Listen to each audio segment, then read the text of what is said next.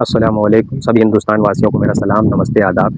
जैसा कि मैं हज़रत मोहम्मद साहब के किरदार को लेकर लगातार वीडियोज़ बना रहा हूँ और आपके सामने पेश कर रहा हूँ, ऐसे ही आज मैं एक नए वीडियो के साथ आपके सामने हाज़िर हूँ। ये वाक़या है, ये एक ट्रीटी, एक समझौता है, एक सुलह थी, जो हज़रत मोहम्मद साहब ने मदीना के यहूदी, ज्यूज़ और अपने फॉलोअर्स के बीच में करवाई थी।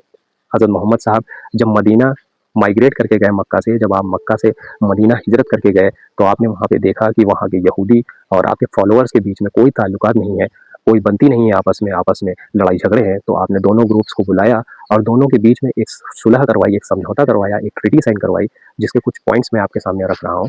उसमें से पहला पॉइंट था कि अगर किसी की तरफ से किसी का खून बहता है, तो जो पहले कंपेंसेशन, फिदिया या मुआवजा तय था, वैसे ही अदा किया जाएगा। दूसरा ये था कि यहूदियों को पूरी मजहबी आज़ादी होगी, धार्मिक आज़ादी होगी, उनको किसी भी धार्मिक या मजहबी काम से नहीं रोका जाएगा। तीसरा था कि अगर यहूदी और मोहम्मद साहब के फॉलोअर्स से कोई लड़ाई करता है, तो दोनों एक दूसरे का साथ देंगे।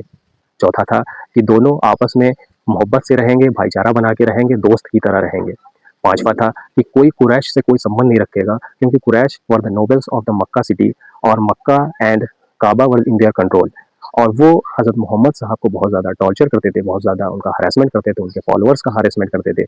इसलिए उन्होंने ये भी शर्त रखी, कुरैश से कोई संबंध नहीं रखेगा, कोई ताल्लुकात नहीं रखेगा। ऐसे ही छठा था कि अगर मदीना सिटी पे कोई हमला करता है, तो यहूदी और ज्यूज़ और मोहम्मद साहब के फॉलोअर्स साथ में लड़ेंगे।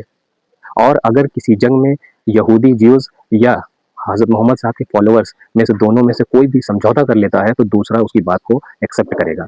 ये थे हज़रत मोहम्मद साहब का किरदार कि कितनी खूबसूरती से आपने 2 ग्रुप्स के बीच में मोहब्बत पैदा कर दी, उनकी लड़ाई को मोहब्बत में बदल दिया। दोनों ने आपकी बात को माना, एक्सेप्ट किया। This was the actual personality of prophet Muhammad. ऐसे बहुत से ढेरों वाक़यात हैं जो मैं आपके साथ शेयर करना चाहता हूँ, that I want to share with you. आपकी दुआओं का मुंतज़िर हूँ। अस्सलाम वालेकुम।